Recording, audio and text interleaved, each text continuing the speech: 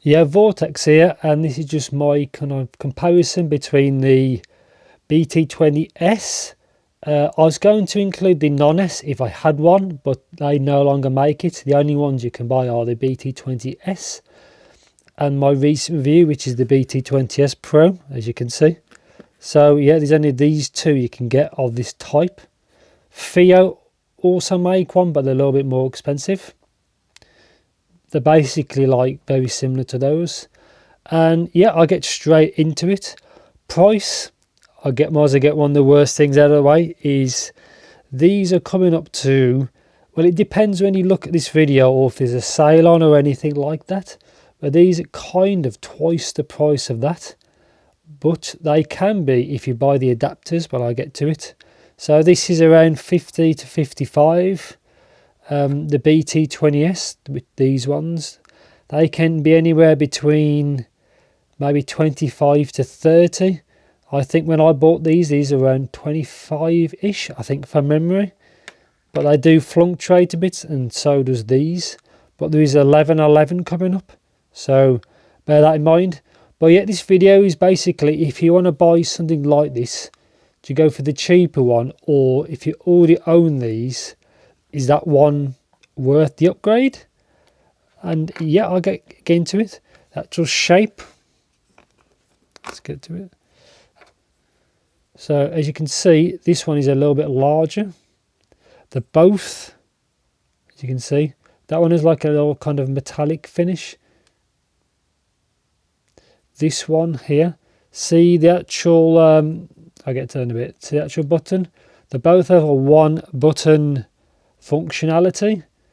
They don't have volume control. This has charging in the flap, which is it can probably break off. I think after a lot of use that will probably break. But they do have one button. They don't have volume control, which can be good or bad depending on your use case. For me, it's not an issue at all. Yeah, so that's the actual shape.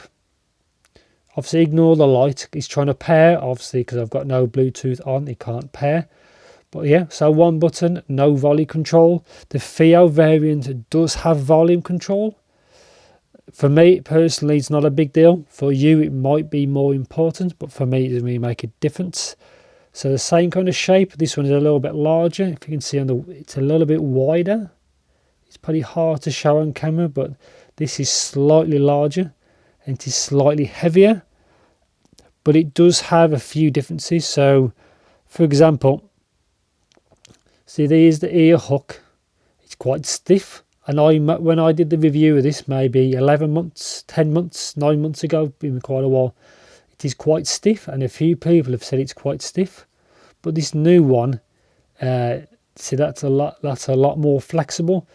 That is more of an improvement than that. It is a better design, as you can see.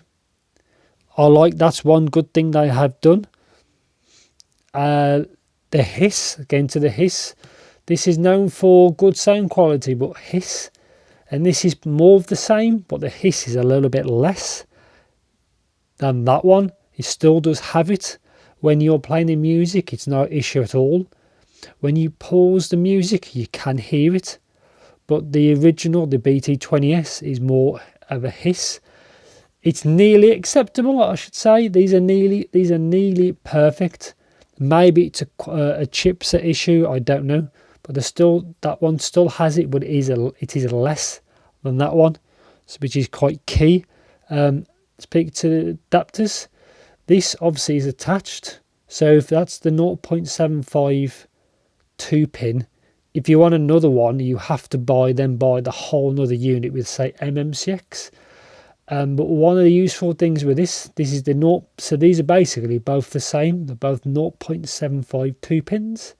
But if you just buy, say, like the MMCX ear hook, then you've basically got 2-in-1. It saves buying 2 of these for different, connections. So that's one good thing this has done. So if you buy this and then buy an MMCX, you're covered for like a lot of eventualities. It's probably the best way to put it. So that's one good thing this is over that. Charging method is you have to use this cable or something similar. So USB to 2 micro USBs under this, oops, hard to see. So through there, this is kind of a weak point. A few people have had theirs broken, which I'm not surprised. I took very good care of these, so they haven't broke. This is where this is better, because obviously it connects to the pins in the case. So you just put it in the case, done. Better idea. And maybe water, these probably isn't completely sealed, so water may be able to get in and dust. So that's a better idea, it's a better way of doing it. Battery life in these, both good. This is around 9 hours, this is like 6 to 7. So the newer one is more efficient for power. But even 6 to 7 is still pretty good, to be honest. And that getting up to like 9 hours is pretty impressive, really. Plus you plug any earphones in you want. So yeah, for the battery life is better on the newer one. Chipsets, exactly the same. They both use the QCC3020, I think, from memory. This one obviously has a better implementation than that one, because of the battery life as well, and the sound and the hiss. Same chipset, but obviously a better way of doing it in the newer one, in the Pro. They both have microphones, and they both have DSP for calls. They both do that. The microphone for that one is at the bottom. Microphone, and that's obviously the light there. R on the back. This says R on the actual connector, just there, so it's a bit different. The Bluetooth range is both very good for both. If you lose line of sight, it's not great at all. It can drop very easy, but if this is on you, I had no issues with it either. They're both quite solid in that point, and they're both actually waterproof. Power output, I didn't mention this in the review of this one, which I should have done, so I'll address it now. One of the harder to drive earphones I have, which is a 2-pin, is the CCA CA16, and this drove it perfectly, no issues at all. Same with this one. They both got good output. Any earphone you will have, you shouldn't have any issues, unless it's a really funny sensitivity or impedance. There shouldn't be any issues with either. I think TRN, they did do a good effort with that one. The first variant of the BT20, the non-S, the first one, had like less hiss than that one, but it did gain, when they changed it to the S, they did gain more battery life and a better probably chipset apart from the hiss. It's good that they've gone to this method. I'm looking forward to what they do next. These both use aptX and AAC in both, as they should do, because it's a Qualcomm chipset. I had no issues with either. Obviously I use aptX, or with my phone it uses the default. I had no issues. So button functionality is exactly the same. So play, pause, next track, previous track, exactly the same. And I think that might be it. So if you've got this, is it worth upgrading? It depends if you want to use different adapters. So if you want an MMCX, then you have to buy another one. If you don't own either and you want one of these, I'd recommend going straight to the newer version. It is superior, and as you can see, you can actually, I'm using that storage for the cable, but if you don't have the cable on there, because you don't need that, you can charge it at home or at work or school or whatever. You can obviously store the buds in the same place, and the freedom of using any earphone you want with these is really good, and the sound quality is good.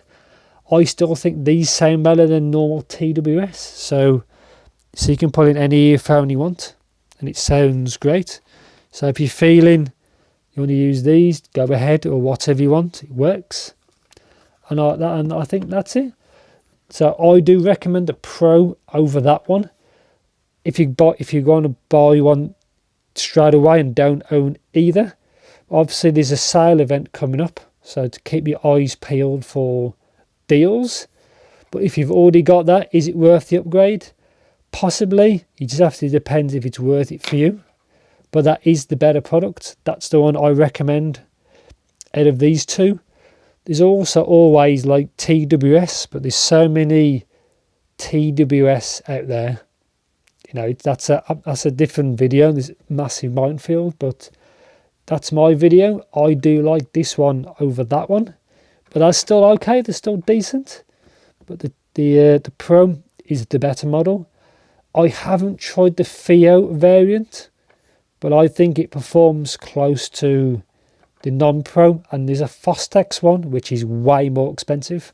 I haven't tried that. And yeah, anything you want to know, as usual, just let me know in the comments. And yeah, if you do like what I do with these type of videos, or any video I do, if you can give me a like and a subscribe, which sounds a bit cheesy, but you know, it does help you and me, obviously, for content. And thanks for watching, and take care. TRN do make some good stuff. Their IEMs are not as pretty good in some ways. They do make some decent ones, but they do make some not so decent ones. And yeah, thanks for watching. Good stuff.